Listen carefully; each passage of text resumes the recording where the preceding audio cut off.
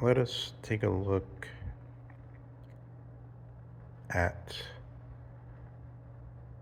something flashing in Slavoj Žižek's transcendental ego as an approach to the question of personality. Zizek would seem to project his deepest longings into the figure of Napoleon Bonaparte as a figure at the center of an egalitarian movement within Les Lumières, within the French Enlightenment, which has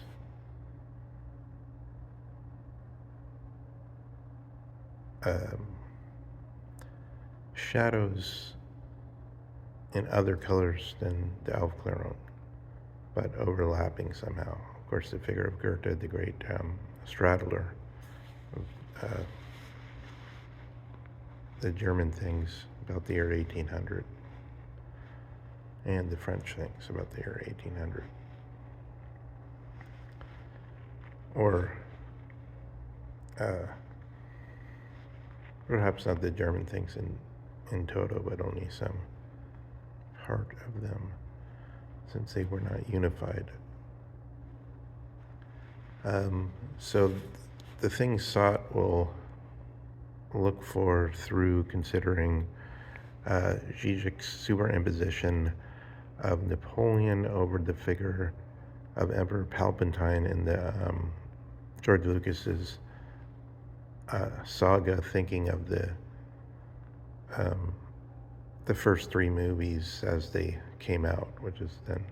I'm not sure what episodes those are in the final thing. I think it's the middle ones. But Star Wars, Empire Strikes Back, and Return of the Jedi.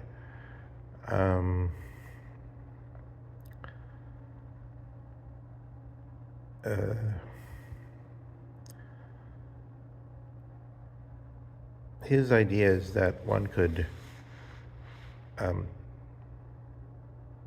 occupy the full meaning of a point of view of the same saga taken differently, with Palpatine as sort of Napoleon as this progressive figure who is bringing history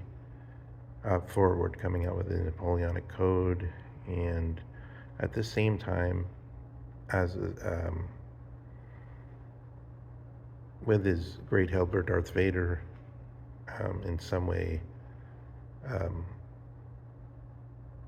somewhat brutal methods, which are, however, for Zizek, one, necessary because of the brutality of the enemy and the resistance to this movement, and two, justified because of the nobility of the venture. Here we can see something which seems to drive Zizek's whole, as I said, transcendental ego, that which is behind all his doings in daily life, going to buy a hot dog,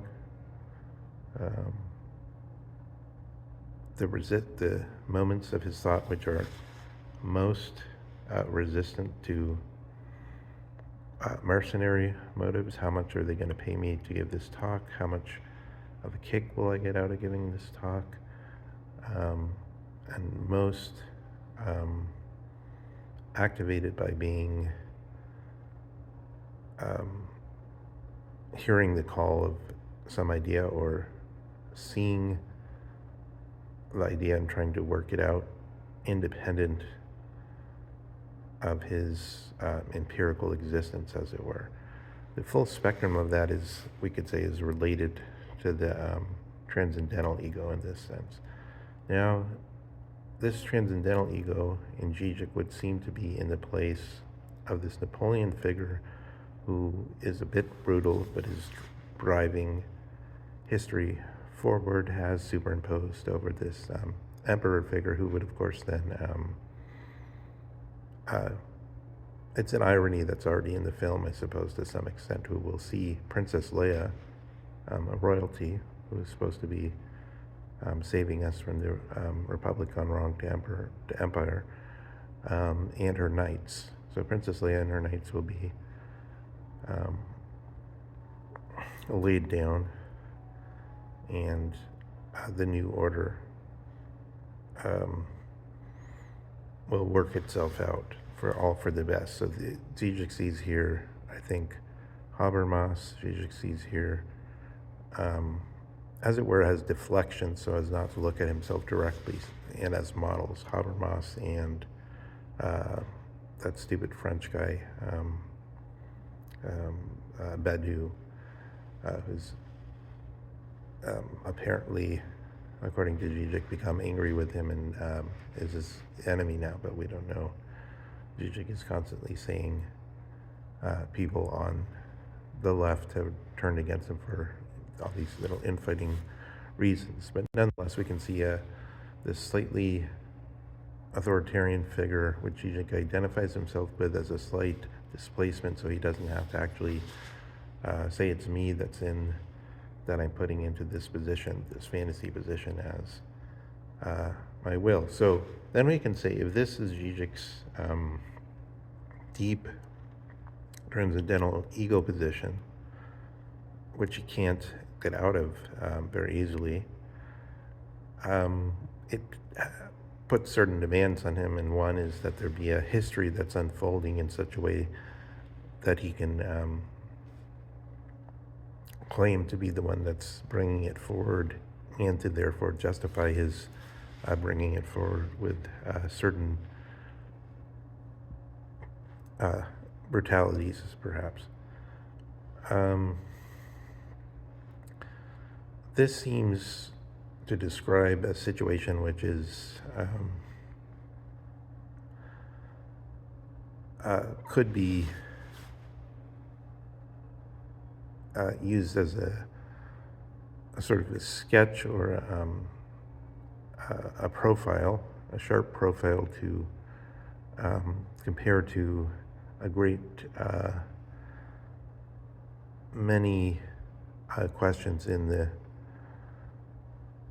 all surrounding this in different philosophical depths, and of course as the Hegelian issue of reaching the ninth stage, where there's no longer the daily interests, but where the daily interests have become identical to the being drawn on towards this theoretical need. The specific color then that takes would seem to have something to do with this demands of this transcendental ego and others like them that have are charged towards that Fort Apache, or that which I feel must be done for real, super interested reasons. I'll put it this way. I think when Dugan says any idea worth having must be worth dying for, otherwise it's nothing, I would say it's rather that any idea that fully